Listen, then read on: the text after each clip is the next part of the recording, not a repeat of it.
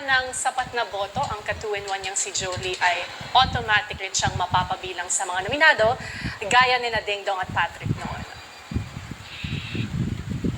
Sa puntong ito, sisimulan natin ang anunsyo sa inyo, Binsoy, Dylan, Jolie, JM, JP, and Kai.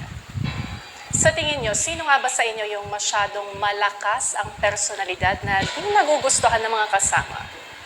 O yung masyadong nagiging stricto sa pagpuna sa iba? O di kaya naman ay may mga biro na hindi akma sa mga nakakarinig nito? Gusto kong ipaalam sa inyo na sa inyong grupo, ang bilang ng mga nominado ay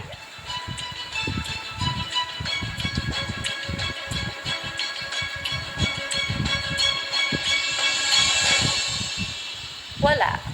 Congratulations. You are all safe.